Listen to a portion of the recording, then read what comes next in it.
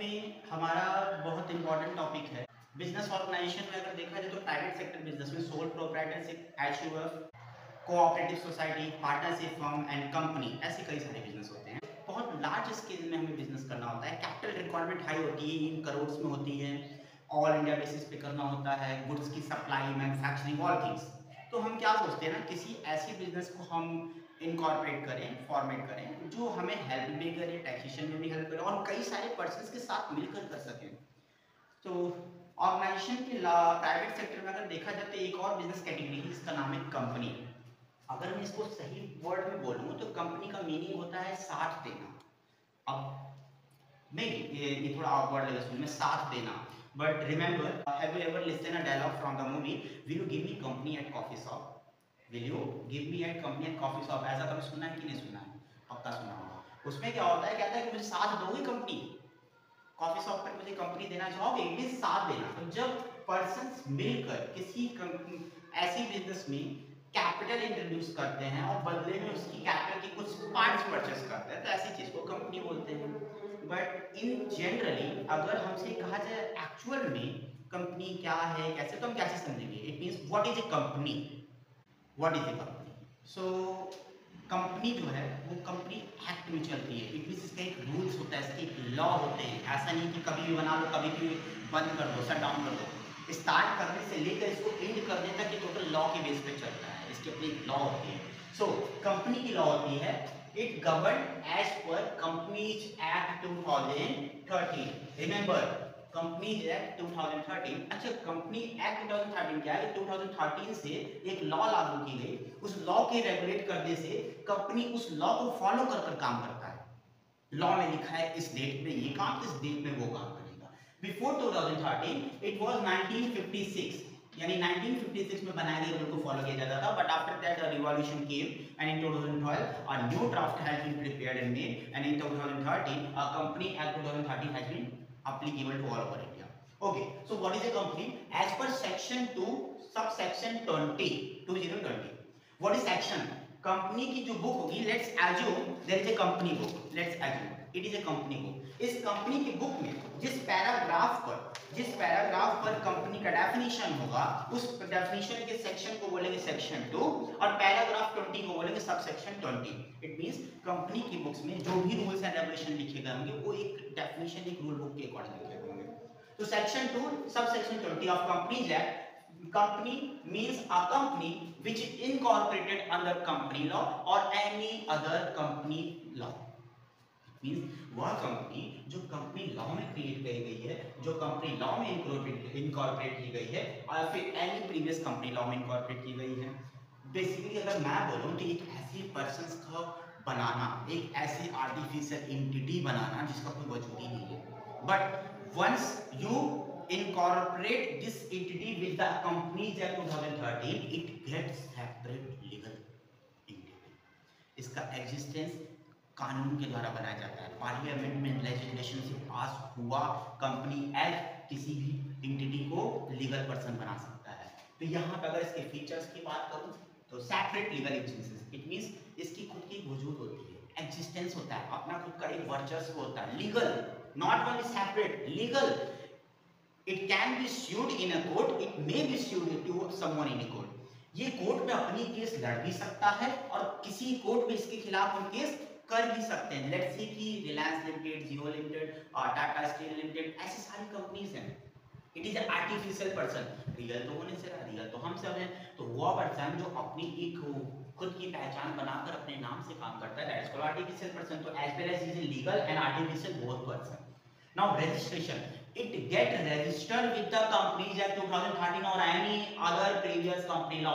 It is not like you just open the shop shutter and you start your business in a company base. Company बनाने के लिए आपको इसका registration करना जरूरी होगा। Perpetual succession, what is perpetual succession? यानी जिसकी अपनी खुद की पहचान, नाम हो, खुद का एक वे हो, ब्रांड हो, उसको परपेचुअल सक्सेशन बोलते हैं। यहाँ इसमें पर्सन से कंपनी को नहीं जाना जाता है, कंपनी से पर्सन को जाना जाता है। It and last one, also and last second one is common seal. What is common seal? Common seal मतलब a document which proves that a company has issued this document. Company will stamp his seal. That is called common seal.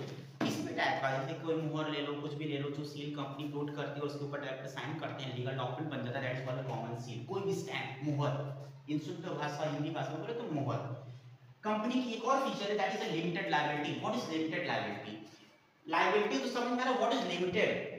So before you need to learn about the limited liability, you just need to what is company actually perform, how the company is created and how the company gets their capitals. So company की जो Capitals होती है ना, छोटे छोटे टुकड़ों में divide होती है। इन शॉर्ट, अगर कंपनी 10 लाख रुपए की कैपिटल बनाती है तो 10 लाख रुपए को छोटे टुकड़ों में डिवाइड करती है और हर टुकड़े की प्राइस फिक्स होती है, फिक्स। उसी छोटे से स्मॉल पीस ऑफ टुकड़े को बोलते हैं शेयर्स। इट से कागज। कंपनी क्या करती है, अपनी कैपिटल को इकट्ठा करने के लिए कागज में डिवाइड कर देती है और वो हर एक कागज का प्राइस फिक्स कर देती है। जैसे जैसे तुम उस कागज को सोल्ड करोगे सेम प्राइस में, उसकी कैपिटल वैल्यू आती रहेगी, मनी आता रहेगा। तो कंपनी क्या करती है, अपनी लायबिलिटी को लिमिटेड करती है। मींस जितना शेयर्स कोई पर्सन परचेज करेगा, जितनी कागज कंपनी में परचेज करेगा, उतना ही अमाउंट उसको पे करना है, ना उससे ज्यादा ना उससे कम। इन शॉर्ट, अगर एक कागज का प्राइस 10 रुपए है और मैंने 100 कागज खरीदे, इट मींस 1 शेयर का प्राइस 10 रुपीज है और मैंने ऐसे 100 शेयर्स और परचेज किए, तो how much amount I need to pay? I need to पे 100 into 10, यानी 1000 रुपीज मुझे पे करने होंगे। तो मेरी लायबिलिटी क्या है, लिमिटेड टू 1000। मैं अपनी लायबिलिटी कितनी पे करूंगा, ओनली 1000 रुपीज पे करूंगा, ना उससे ज्यादा ना उससे कम। अब बात करते हैं टाइप्स ऑफ कंपनी। तो टाइप्स ऑफ कंपनी में देखा जाए तो नंबर ऑफ लायबिलिटी क्या बेस पे होते हैं, शेयर्स की बेस पे होते हैं, गारंटी की बेस पे होते हैं। We are going to discuss about the types of company on the basis of shares. What is shares?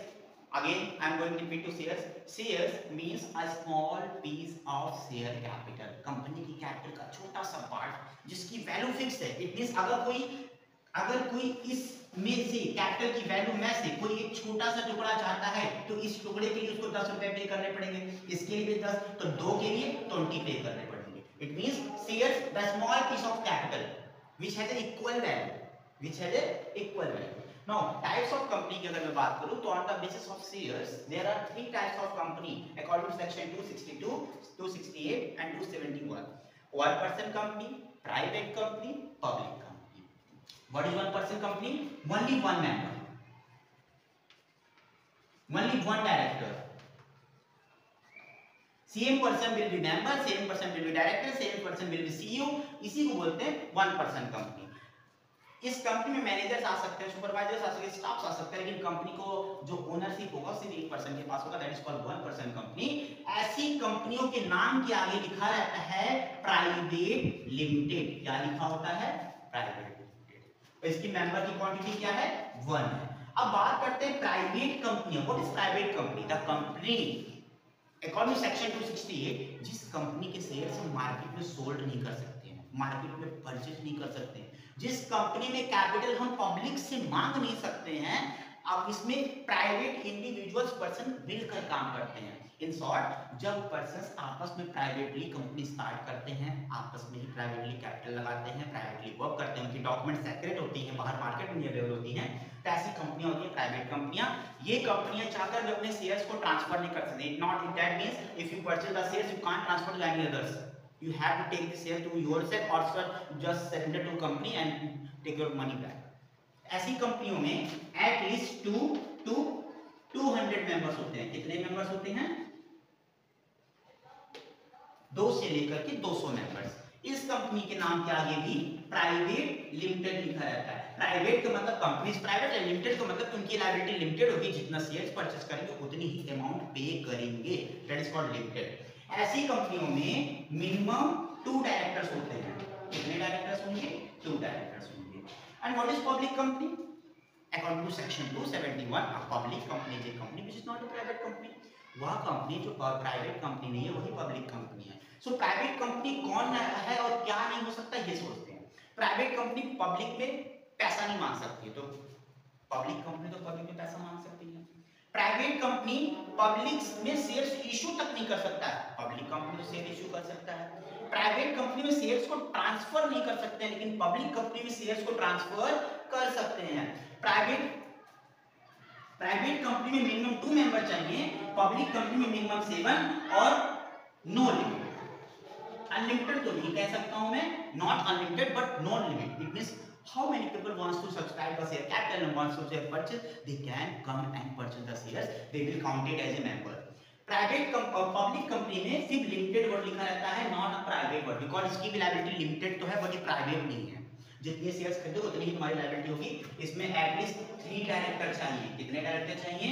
3 director चाहिए। So there is a difference. If you want to go out to public, it means you are going to invite public to subscribe your capital, so introduce their money in your company. This is tough for a new and beginner company. And if you are going to start a private company, it means आपको बस 2-3 लोगों के साथ मिलकर काम करने हैं। वो सब आपस में स्टार्टअप करेंगे, प्राइवेट कंपनी को रजिस्टर करेंगे और उसमें मिनिमम 2 और मैक्सिमम 200 मेंबर चाहिए। 200 से ऊपर अगर 201 होता है तो आपको पब्लिक कंपनी में कन्वर्ट करवाना पड़ेगा।